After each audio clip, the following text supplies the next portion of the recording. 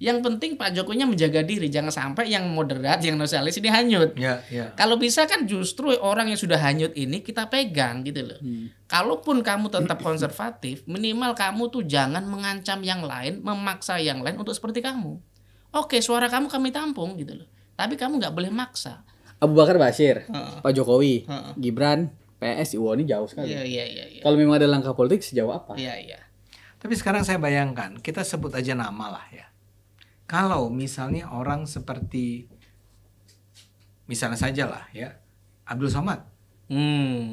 Bisa nggak Abdul Somad diterima oleh PSI? Isunya mau masuk Bang ke PSI Bang. Semoga tidak benar.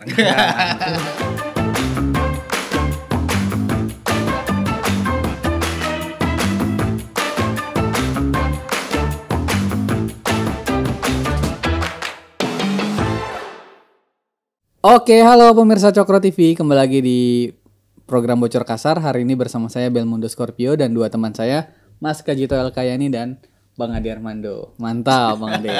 Selamat datang Bang Ade. Selamat datang Mas Kajito. Iya. Gimana, sehat hari ini ya? Sehat. Alhamdulillah, mantap. Nanya kabar dulu. Iya dong. Bang Ade mukanya agak berseri-seri. Berseri-seri dulu saya nyebutnya. Nah, hari ini kita mau bahas sesuatu yang lagi rame sebenarnya. Masih terkait dengan Pak Jokowi. Yang dimana kemarin Pak Jokowi kedatangan satu tamu. Dan ini banyak menjadi pembincangan oleh publik, yaitu Abu Bakar Bashir. Nah, untuk teman-teman yang belum tahu nih, Abu Bakar Bashir ini sebelumnya adalah seorang yang dikatakan sebagai ulama Islam konservatif. Dan dulu sempat dipenjara dari tahun 2012 ya sampai 2021. Dan katanya ada kaitan sama Jamaah Islamiyah. Yang dimana Bukan itu, katanya, iya. memang iya ya. Dan bagian dari pernah dihubungkan dengan aksi terorisme yang ada di Indonesia, Bom Bali. Nah, ini kan suatu pertemuan yang menurut banyak pihak pertemuan yang luar biasa. Pak Jokowi yang dikenal sebagai Islam moderat dan nasionalis bertemu dengan tokoh Islam konservatif. Kita minta tanggapan dulu dari Bang Ade Armando dulu. Karena cukup nasionalis. Mantap. Silakan Bang Ade, gimana tanggapannya? Sebagai seorang nasionalis. Gimana Bang? Gimana Bang? Itu memang sebuah pertemuan yang menurut saya luar biasa mengejutkan kan. Itu terjadi kemarin ya. Jadi ketika saya membaca berita itu, saya pun termasuk orang yang merasa bahwa wow gitu ya. Ya karena apa yang dikatakan tadi ya. Pertama adalah Abu Bakar Bashir itu dikenal sebagai tokoh yang cara pandangnya mengenai Islam itu relatif harus dikatakan sempit lah ya. Dia menganggap bahwa ya memang Allah itu menurunkan hanya satu agama yang benar yaitu Islam, dan seharusnya negara ini dijalankan dengan mengikuti hukum-hukum Islam, syariah Islam kan ya. Tapi yang saya tahu dia sendiri sih bukan teroris ya. Memang ketika terjadi tragedi bom Bali, ketika itu dia mengucapkan hal-hal yang kemudian ditafsirkan sebagai dukungannya terhadap terorisme ya. Ideolog semacam itulah. Semacam ideolognya ya, tapi dia sendiri tidak terlibat dalam menjalankan terorisme ya. Tapi tetap cara pandang keagamaannya sebagai seorang ideolog di masa itu memang relatif tanda petik sempit. Kalau saya mengatakan sempit itu artinya dia tidak terbuka untuk tafsiran-tafsiran yang lain gitu kan. Kalau Mas Kajito ini kan punya acara bahkan yang menafsirkan ulang ajaran-ajaran Islam kan. Nah kalau itu sama sekali nggak ada tuh Pak Abu Bakar Bashir ini tidak punya tuh, tidak menerima bahkan kalau orang berusaha menafsirkan ulang agama Islam, ajaran-ajaran Islam sesuai dengan perkembangan sekarang misalnya begitu. Jadi kalau bahwa dia itu kemudian datang khusus, dia yang datang loh, bukan dia diminta untuk datang ya. Dia mendatangi, berkunjung ke rumah Pak Jokowi untuk bertemu dengan Pak Jokowi, itu kan luar biasa mengejutkan kan, dalam rangka memberi nasihat. Nah, memang tidak ada penjelasan lebih jauh. Ketika orang tanya, dua-duanya menjawab bahwa kalau Abu Bakar Bashir ketika keluar ditanya, ya dia mengatakan memberi nasihat. Sebagai seorang muslim itu kan nggak ada masalah, bahkan kewajiban kan, memberi nasihat agar mengikuti ajaran Islam gitu kan. Pak Jokowi juga mengatakan hal yang sama. Nah, tapi kan kita harus baca itu dalam konteks politik ya. Ini adalah dua orang yang datang dari dua kubu yang berseberangan. Nah, ketika salah satu kubu mendatangi Jokowi, dan ingat loh, Pak Jokowi itu kan sekarang udah bukan presiden. Ada pertanyaan besar kan, kenapa dia datang? Orang itu bukan presiden, harus dinasihati agar patuh sama Islam gitu ya. Kenapa? Memang ada apa dengan Pak Jokowi? Nah, dalam hal ini saya duga, ini soal dugaan-dugaan nih ya. Saya duga karena Pak Abu Bakar Bashir itu melihat Pak Jokowi sebagai seorang mantan presiden RI ke-7 yang belum selesai. Dia masih akan menjalani bukan petualangan, kata petualangan terlalu merendahkan, menjalani aktivitas politiknya lah ke depan ini, menjadi orang yang tetap berpengaruh di Indonesia, dan mungkin dilihat oleh Pak Abu Bakar Bashir, Pak Jokowi ini akan melakukan hal-hal yang penting buat Indonesia.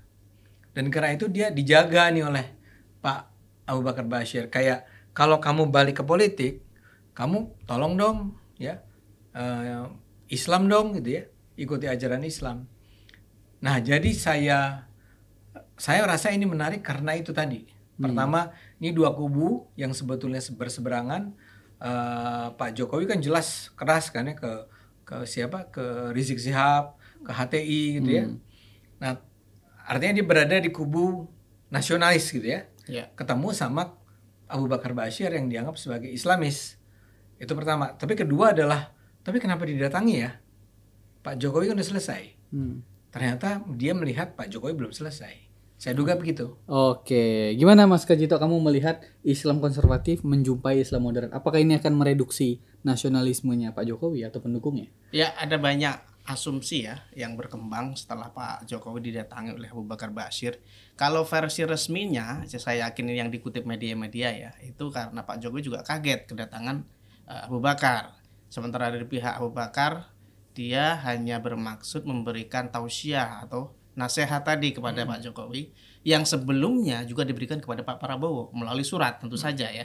Karena kalau dia datang ke istana, wah geger Indonesia ini. Jadi lewat surat ngasihnya. Dan itu pun dikatakan oleh Abu Bakar Bashir. Jadi menurut saya, jadi selain atau sebelum dia ke Jokowi, dia sudah menyampaikan surat, sudah mengirim surat. Jadi ini semacam safarinya Abu Bakar Bashir kepada petinggi-petinggi negara yang mungkin pemikirannya untuk tetap berdakwah semacam itu masih tetap bergelora ya sampai sekarang. Nah, ketika berkunjung ke rumahnya Pak Jokowi ini, meskipun versi resminya kita anggap itu sebagai silaturahmi begitu ya, tapi orang-orang tetap melihat ini sebagai sebuah pergerakan politik lah semacam itu. Jadi sebenarnya wajar ya kalau kita lihat dulu Prabowo juga dekat dengan kelompok-kelompok Islamis atau kelompok konservatif lah ya, seperti Rizik dan seterusnya. Ya itu karena sebuah langkah politik yang wajar. Langkah politik itu kan kalau bisa merangkul semua pihak ya. Ini itu satu hal ya. Yang kedua, kalau bisa dalam pertemuan-pertemuan semacam itu kan, kalau seseorang bisa merangkul banyak orang, itu kan ada titik temu di sana. Tapi kalau selama ini orang-orang ini dikelompokkan di luar barisan dan tidak ada dialog di antara mereka, itu kan malah berbahaya gitu loh. Itu pendapat saya ya, di luar narasi resmi yang berkembang di media. Jadi Pak Jokowi sebagai seorang tokoh besar, tokoh politisi besar lah di Indonesia, tentu kalau dilihat dari kepentingan kelompok konservatif, tentu saja mereka juga ingin menyuarakan lah, mereka juga ingin menitipkan lah salah satu narasi untuk memperhatikan umat Islam diantaranya. Misalnya ya. Nah di sisi lain banyak orang yang juga mencurigai ini sebagai move tadi. Wah jangan-jangan Pak Jokowi ini sedang mengumpulkan kekuatan ini. Kan ada yang narasi begitu kan. Ini jangan-jangan sebagai bargainingnya untuk melawan kelompok sebelah. Kalau dulu kan Pak Jokowi pemerintah, Pak Prabowo-nya oposisi mengumpulkan kelompok-kelompok seperti ini. Nah, seperti ini sepertinya gelagat semacam ini sedang dilakukan oleh pihak Solo. Kan ada yang bilang begitu. Nggak, jadi ini manuvernya Solo. Ada pihak yang menuding begitu. Tapi saya akan menjawab bahwa sejauh ini hubungan Pak Jokowi dengan Prabowo itu baik-baik saja gitu. Itu beda ya dengan dulu kalau Prabowo masih sebelum 2019 masih di luar barisan dan dia mengumpulkan kelompok konservatif sebagai posisi tawar gitu loh. Nah, kalau sekarang kepentingannya Pak Jokowi apa? Mengumpulkan orang-orang ini untuk posisi tawarnya kepada Pak Prabowo. Sementara hubungan mereka selama ini baik-baik saja. Apalagi sebelumnya Pak Jokowi juga sudah, bahkan ada yang menyebutnya terlalu kepagian menyebut Pak Jokowi mendukung Pak Prabowo Gibran 2 periode gitu loh. Baru juga berapa bulan sudah begitu. Artinya apa? Pernyataan itu sebenarnya muncul dari sebuah komitmen bahwa hubungannya dengan Pak Prabowo itu baik-baik saja gitu loh. Makanya ketika ada tokoh seperti Abu Bakar Basir dan dicap konservatif, bahkan sampai sekarang tuh masih konservatif, Bang. Dia masih syariat Islam, masih kayak gitu. Karena orang-orang semacam ini memang mindsetnya nggak akan berubah. Tapi yang paling penting menurut saya beginilah. Setiap orang itu berhak untuk punya ideologi tertentu. Itu hak dia dong. Iya dong. Kita nggak bisa, kamu punya ideologi syariat Islam, penjarakan, nggak bisa gitu. Selama dia masih dalam posisi sebagai personalnya, ranah pribadinya, itu hak dia. Itu hak Abu Bakar Basir. Tapi ketika dia mengancam orang lain untuk ikut pendapatnya, ini nggak boleh gitu. Yeah. Makanya kedatangan dia ke Pak Jokowi di Solo itu selama dia sebagai personalnya Abu Bakar Basir nggak apa-apa.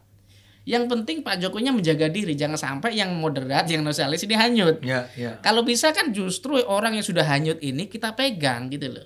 Kalaupun kamu tetap konservatif, minimal kamu tuh jangan mengancam yang lain, memaksa yang lain untuk seperti kamu. Oke, suara kamu kami tampung gitu loh. Tapi kamu nggak boleh maksa. Saya melihat arahnya mungkin ke sana ya kalau Pak Jokowi. Oke. Tapi gini, saya mau komentar sedikit ya. Silakan Bang. Karena Anda sempat seperti mengisyaratkan ya kemungkinan bahwa ini adalah langkahnya Jokowi. Ya. Tapi kan kemudian Anda sendiri sebetulnya lebih percaya ini adalah langkahnya Abu Bakar kan? Iya. Ya kan? Iya. Nah, pertanyaan saya tadi yang kedua tuh, Mas Jito. Kalau menurut Anda atau menurut Anda Belmondo, kenapa Pak Jokowi masih didatangi?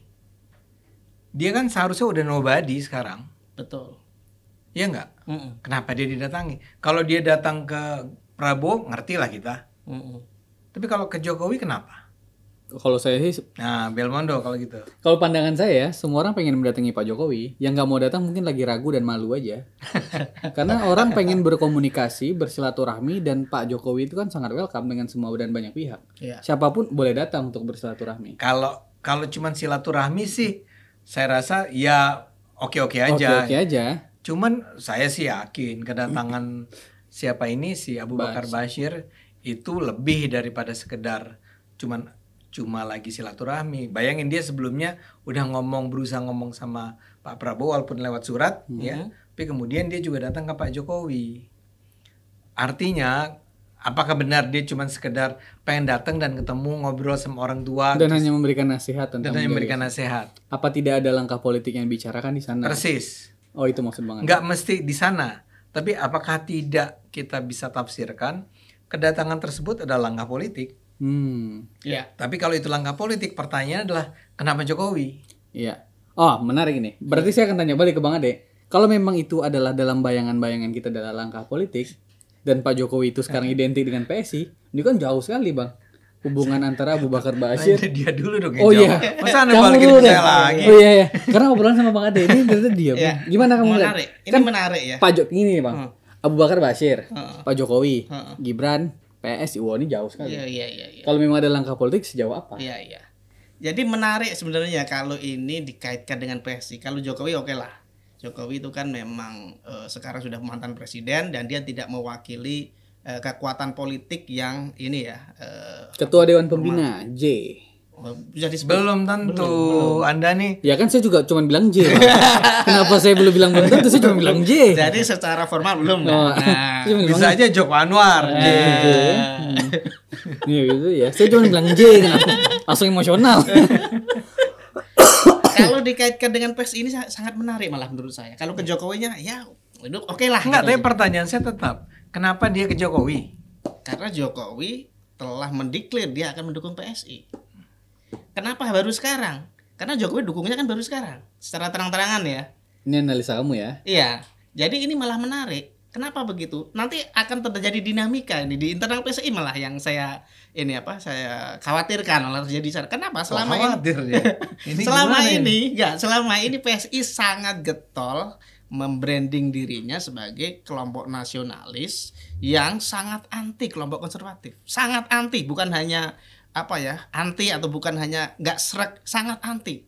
Bahkan sangat tegas kalau ada Rizik ngomong langsung di ini. Kalau Anies waktu itu sangat pro kelompok konservatif langsung diselepet gitu. Artinya ini bahasa Caimin lagi kan dibawa-bawa. Inklusif Mas Vito kalau ngomong. Artinya PSI ini benar-benar meletakkan diri sebagai lawan dari kelompok konservatif. Ketika ada kelompok konservatif masuk, mungkin bukan hanya Abu Bakar, katakanlah mungkin ada Abdul Somad mungkin kan, kalau ada isu yang mengatakan begitu. Kalau ada narasi yang berkembang ya di pinggiran bahwa ada kelompok-kelompok yang ingin masuk PSI dan kelompok ini konservatif, katakanlah begitu ya. Maka ini sangat akan mendatangkan dinamika di internal PSI. Dan itu sangat mungkin menurut saya. Kenapa hanya Jokowi dan kenapa baru sekarang? Ketika Jokowi sudah mendeklarasikan diri akan mendukung penuh PSI. Nah, ini pertanyaannya tentu akan kita kembalikan ke PSI. Bagaimana PSI menyikapi ini gitu loh. Karena selama ini jangan nanya ke PSI, Anda dulu yang ditanya. Iya, saya pendapat saya pertanyaan juga. Oke. Jadi kamu melihat ini sebenarnya jauh, tapi kalaupun terjadi akan terjadi. Tapi gini. Ya. Oke, Bang Ade gimana nanggapinya? Kan dia tadi nanya ke saya sebenarnya kan. Karena Bang Ade kan yang ini. Apa? Canggih. Silakan Bang Ade, silakan. Enggak, jadi gini. Saya rasa memang Jito agak malu-malu menjawabnya. Ya. Nah, tumben Mas Jito. Saya rasa nih ya. Saya nggak tahu apakah orang seperti Abu Bakar Bashir ini itu punya teman-teman ngobrol, ya, atau dia merenung sendiri.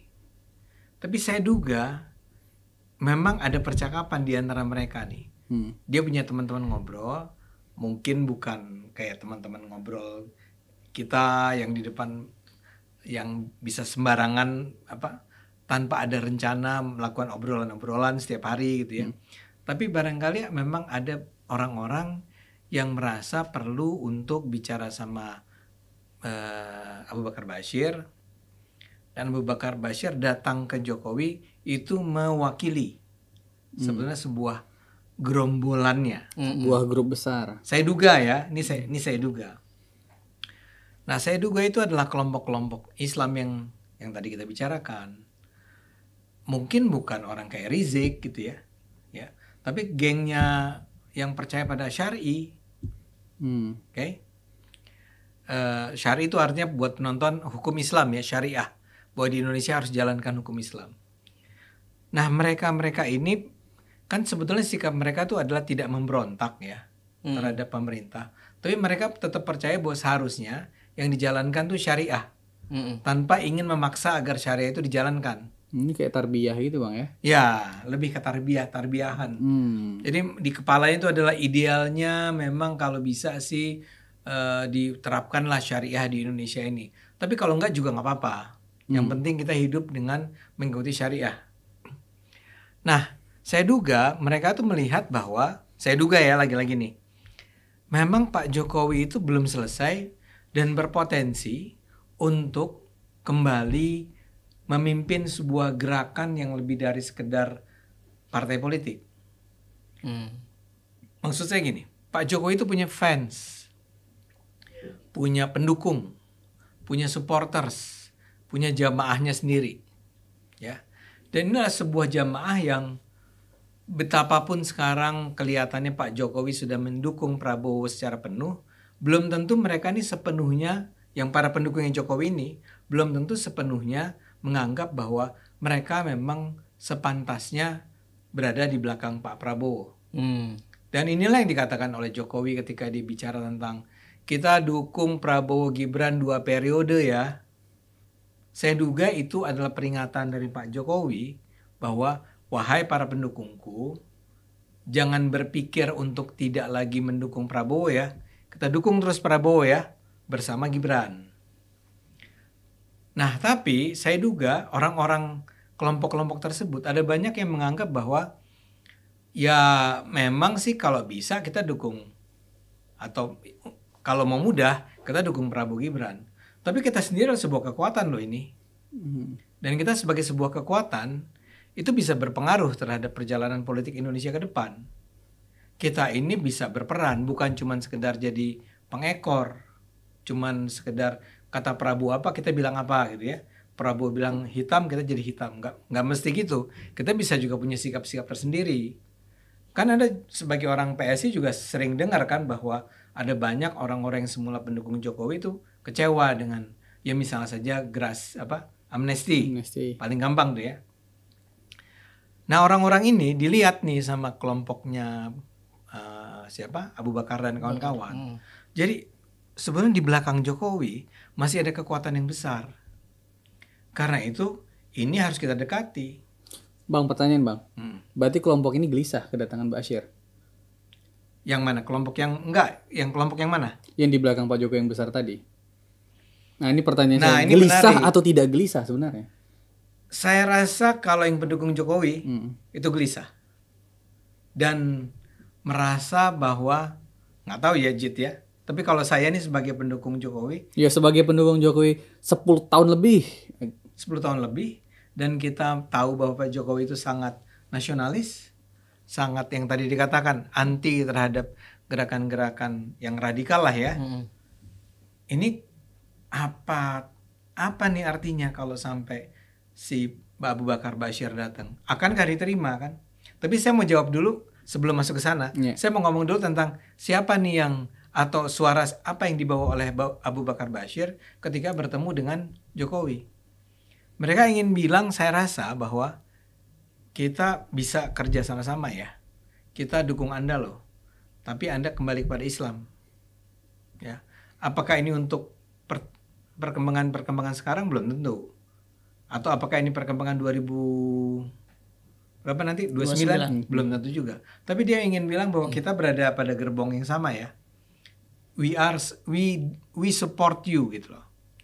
Nah, tadi kemudian Jito menyebut satu hal yang penting, bukan cuma terkait sama Jokowinya, ya, tapi terkait sama sekarang partai yang sedang didukung oleh Jokowi, dan itu adalah PSI. PSI ini bisa besar kalau gini nih, ya, kalau memang didekati oleh kelompok-kelompok Islam ini, kan artinya mereka ingin bilang bahwa kalau lo mau bertarung nanti kita juga akan berada di sana ya. Nah, jadi buat PSI, pertanyaan Anda menjadi relevan untuk gimana sikap PSI. Kan Anda juga tadi nanya tuh. Iya. Kalau didatangi oleh bukan gerombolan ya, kelompoknya Abu Bakar Bashir dan kawan-kawan, sikap mereka akan seperti apa? Apakah akan nyaman atau tidak? Akan kooperatif atau tidak? Atau bagaimana? Saya rasa itu yang memang menjadi salah satu sumber persoalannya nanti. Atau bukan sumber persoalan. Salah satu pertanyaan besarnya nanti. Tantangannya. Kalau memang itu menjadi tantangan di masa depan, saya akan kembalikan pertanyaan saya lagi. Bang Ade sebagai pendukung gelisah atau tidak? Jadi gini. Enggak, gelisah itu dalam arti gini. Kan kita itu saya nih mendukung PSI sejak 2000. Pertama berapa? Pertama kali dia ikut pemilu? 2019 ya. Oh, yang pertama ikut ya. Pertama kali ikut pemilu yang cuma 1 koma ya. Nyampe 2 kan? Iya. Saya mendukung mereka ya karena saya ngeliat orang seperti Grace, saya melihat orang seperti siapa? Raja Juli Antoni, orang seperti Isyana, dulu juga ada Samara, yang semua cara berpikirnya pluralis kan? Itu nggak usah kita nafikan. Tapi kan persoalannya adalah buat para politisi, para petinggi lah ya, mereka akan melihat bahwa ternyata cara pendekatan PSI yang berusaha mengambil jarak yang tegas terhadap mainstream, itu ternyata nggak sukses. Nggak efektif, Bang. Nggak efektif, nggak berhasil. Ya, mereka akan melihat bahwa kita mungkin harus mengambil jalan yang lain nih. Dan jalan yang lain itu bisa macam-macam. Saya juga akan mengatakan, iya memang harus mengambil jalan yang kalau buat saya harus lebih progresif. Saya nambahin dikit nggak Bang? Boleh. Oke. Sebagai orang di luar, jadi saya lebih objektif gitu loh. Ya. Supaya nggak ada bias di sana. Tahu nggak kata Mahfud MD apa? Objektivitas tertinggi adalah subjektif. Silakan Mas Cito, kata Mahfud. Silakan Mas Cito. Jadi menurut saya seumpama PSI, ini menurut saya ya, semua PSI menerima kelompok di luar barisan mereka yang selama ini dimusuhi atau dibatasi agar tidak masuk, itu akan membuat lompatan ya yang sangat besar. Kenapa PSI hanya mendapatkan porsi yang kecil? Karena selama ini orang tuh dibayang-bayangi oleh narasi bahwa kelompok paling besar, pemilih terbesar di Indonesia ini nasionalis gitu kan. Kemudian ada Islam tapi moderat. Di belakangnya baru kelompok konservatif sedikit kan. Padahal faktanya nggak gitu. Semoderat-moderatnya orang Islam, misalnya saya, kalau Nabi saya dihina saya marah gitu. Iya.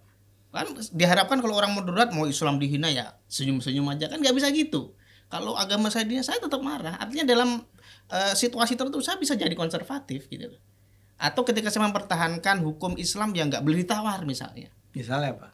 Ketauhidan misalnya, ketuhanan lah, ilahiyah misalnya, yang karena kalau ditawar saya akan bergeser akidah saya gitu loh. Itu nggak boleh ditawar. Kalau yang syariat ya oke lah, masih bisa dinego. Oke.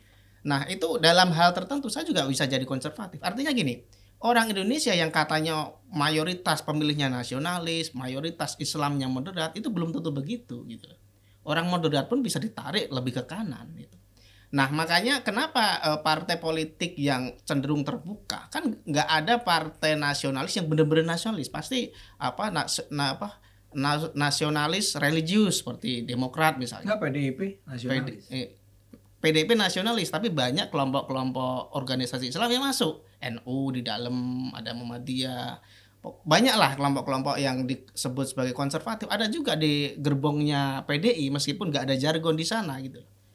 Artinya bahwa tidak ada partai yang benar-benar nasionalis dan tidak menghendaki apapun di luar warna mereka, nggak ada itu. Golkar juga ada, Nusron Wahid itu kan, NU juga, banyak lah yang kelompok-kelompok moderat yang katanya moderat tadi, jamaahnya katanya juga Islam moderat, tapi faktanya mereka juga bisa ditarik lebih ke kanan dan mereka bisa jadi tiba-tiba jadi konservatif. Makanya ketika ada isu tertentu seperti kasus Ahok itu sebenarnya kan moderat mayoritas. Tapi ketika ada tempelan isu sedikit aja, ketarik ke kanan semua. Tiba-tiba jadi konservatif semua orang Jakarta ini. Dan yang menang Anies gitu loh. Makanya kalau dalam pandangan subjektif saya bahwa PSI mau mengambil langkah itu progres. Makanya dulu kan kita patut sayangkan kan PSI tetap seperti dulu Belmondo waktu kampanye dengan sangat idealis. Tanpa sogokan, ternyata nggak jalan kan di bawah.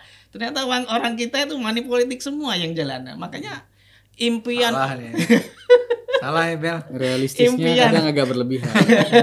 Impian untuk idealis, untuk realistis itu memang oke, tapi faktanya kan nggak bisa gitu. Kita sayangkan bahwa pikiran-pikiran PSI yang luar biasa seperti RUU perampasan aset, itu ya perjuangan-perjuangan PSI itu gagal gara-gara nggak bisa ke Senayan gitu. Coba bayangkan ketika PSI mau sedikit melonggarkan diri, masuk dulu lah gitu lah. Kita tampung dulu lah kelompok konservatif selama mereka agak memaksakan diri, memaksakan orang lain untuk seperti dia, oke kan? Itu hak pribadi dia. Dia mau di rumah pakai niqab misalnya di rumah dia, ya oke silakan. Dia mau kemana-mana pakai celana cingkrang, itu hak dia gitu kan. Selama dia nggak maksa orang lain, kamu harus ikut saya, itu masih bisa diterima. Okay. Saya kira kalau langkah itu diambil akan Oke, Bang Ade gimana Bang? Ini kan maksud Mas Kajito gaya-gaya Pak Prabowo merangkul semua pihak, kan? Partai politik juga harus bersikap semacam itu, kan begitu ya Mas? Harus merangkul berbagai pihak. Abu Bakar Basir kalau bisa dirangkul ya udah dirangkul aja sekalian, kan begitu maksud kamu kan? Bang Ade gimana menanggapinya? Saya akan setuju dengan argumennya Kajito sampai titik tertentu. Sampai efek electoral college. Sampai efek elektoral disetuju. Sampai ideolog kayaknya kurang. Kalau ideolog jelas enggak. Oke. Tapi dapatkah kita berkompromi untuk bisa mencapai suara yang kita perlukan? Mantap, jadi perdebatan. Silakan Bang. Ya kan? Iya. Nah, jawaban saya adalah ya dan tidak. Ya. Kalau berkompromi saja, buat saya nggak ada masalah. Termasuk misalnya apakah kita layak bekerja sama dengan orang seperti Abu Bakar Basir, saya setuju. Kalau perlu, kita menyatakan kita menerima Abu Bakar Bashir selama Abu Bakar Bashir tidak memperjuangkan agar dia memaksakan agar syariah Islam dijalankan di Indonesia. Ya. Itu yang saya lihat memang tidak pernah dilakukan oleh Abu Bakar Bashir. Cuma ketika itu dia merasa bahwa dia seperti bersimpati lah sama kelompok-kelompok misalnya pelaku bom Bali dan macam-macam, dan itu menurut saya salah dia tuh di sana. Ya. Tapi sekarang kita kembali ke yang the real politics ya. Maksud saya gini, Pak Abu Bakar Bashir juga datangnya kan ke Pak Jokowi. Dan dia cuma kasih nasihat. Nggak ada sesuatu yang lebih serius dari itu kan. Paling tidak yang kita ketahui nih. Ya.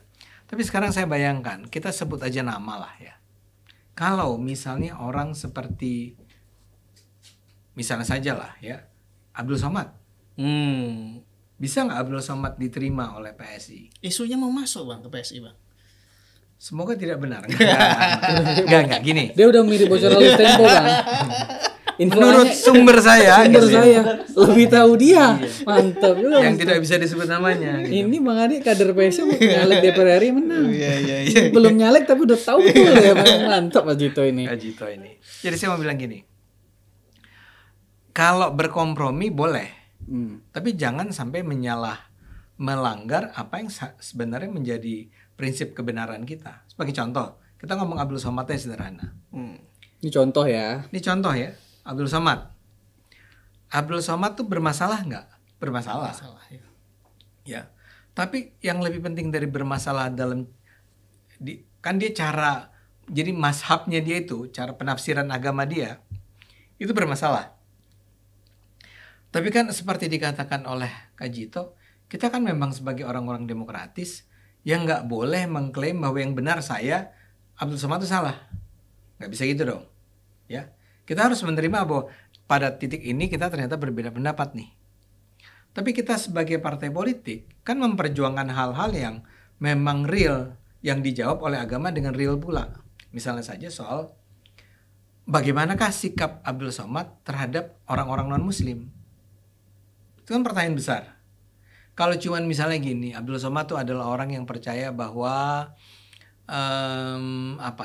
yang suka jadi kontroversi dalam Islam, pembangunan rumah ibadah. Nah jangan yang itu, karena kalau menurut saya kalau sampai ke tahap pembangunan rumah ibadah itu udah prinsip, udah mendasar, udah basic benar. Tapi misalnya sholat misalnya, apakah kita sholat di awal waktu atau di tengah, atau boleh nggak kita sholat jamak tanpa sebetulnya ada alasan yang darurat, ya. Misalnya Anda sholat lohor digabung sama asar, padahal Anda tidak melakukan sholat zuhurnya karena lagi rapat gitu loh. Makan terus rapat, terus pas lihat jamnya udah 3:30, jadi zuhurnya nggak sholat kan? Anda gabung sama asar aja, boleh nggak itu? Mungkin saya duga Abdul Somad akan bilang itu nggak boleh. Tapi kalau cuma soal itu kan nggak apa-apa. Anda nggak setuju, saya mengatakan bahwa saya setuju. That's okay. Masalahnya adalah orang seperti Pak Abdul Somad itu pernah mengatakan, dan itu ada di video, bahwa dia itu menganggap bahwa pejabat di Indonesia yang mengizinkan berdirinya gereja itu akan masuk neraka. Dengan kata lain, dia itu menolak pembangunan gereja. Oleh inisiatif pemerintah, dengan dukungan pemerintah gitu. Dengan dukungan pemerintah. Ya kan di Indonesia harus ada izin dari pemerintah dulu. Dia tuh pakai pengandaian begini, kalau ada seorang pejabat di Indonesia ini yang mengizinkan pendirian gereja, maka dia masuk neraka. Itu problem besar buat kita dalam berkomunikasi sosial, bermasyarakat. Ya, kita menjadi di antara misal PSI, di antara PSI itu ada tokohnya yang anti gereja. Menurut saya kalau sudah begitu nggak ada kompromi dong. Tapi kalau dia maksa mau masuk PSI gimana?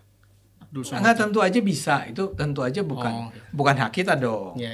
Saya cuma mengatakan bahwa kamu nanya seolah-olah Bang Ade HRD. Gimana? Tanyain kamu Mas Ito.